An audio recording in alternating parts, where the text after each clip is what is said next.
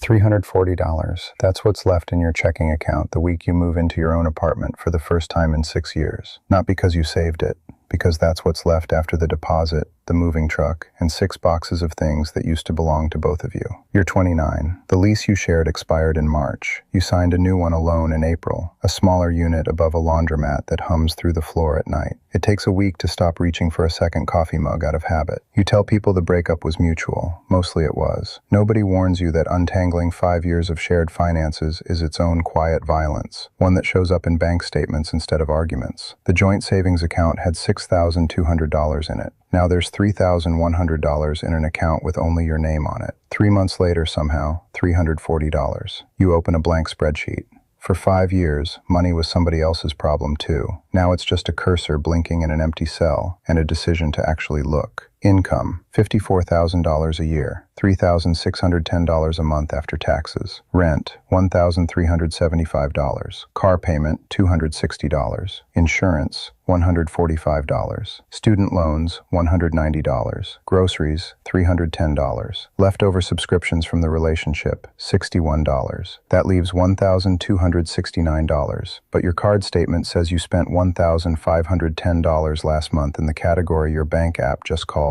Other. You've been going backward by roughly $241 a month, and you never noticed because you never looked. No epiphany, no music swelling, just quiet, uncomfortable clarity settling into the room. Here's what nobody tells you about starting at 29. You're not as behind as 2 a.m. will convince you, but you're also not getting the version of this that compounds cleanest. The finance podcasts love a 24-year-old with no dependents and 30 years of runway. That's not you anymore. Grieving that for one night, then closing the chapter, turns out to be part of the actual work. Because here's what's also true. Put $500 a month into the market starting now, average a 9% annual return, and by 59 you're sitting on somewhere around $850,000 to $875,000. Most of it compound growth, not your own contributions. That's not hope. That's arithmetic sitting quietly under every choice from here forward. But $500 a month means turning $340 into something stable first. You sell the road bike from the relationship you rode 4 times. You cancel 2 streaming services and a meal kit, $61 back. You start bringing lunch, $160 saved over 6 weeks. You pick up a quiet Saturday tutoring gig, another $280. One Tuesday morning you check the account, $1,120. You don't post about it. There's no one who'd understand why this number matters more than the last 5 that drifted by unremarked. But something small and solid settles into your chest anyway. Not a feeling. Proof.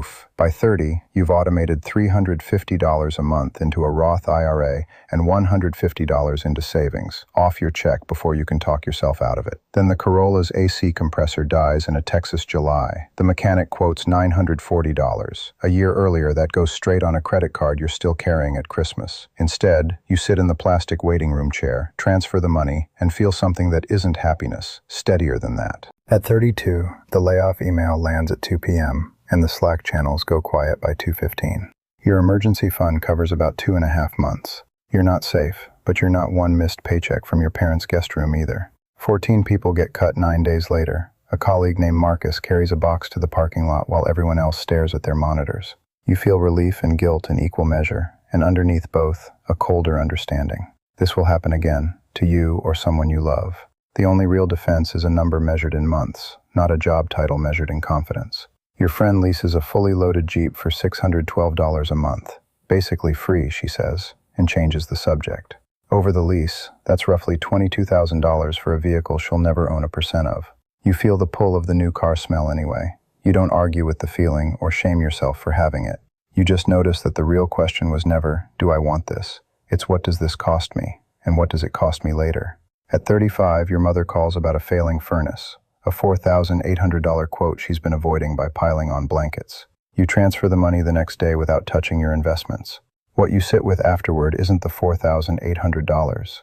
It's saying, I'll take care of it, and meaning it completely. You wake up on your 39th birthday and check the number before coffee. $178,400.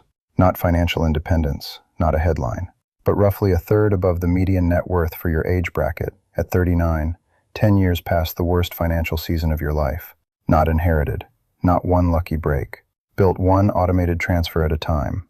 Through an AC compressor, a layoff scare, a market drop you didn't sell into, and a phone call about a furnace you answered without dread. Somewhere between $340 and $178,400, without ever announcing itself. The future stopped being something that happened to you.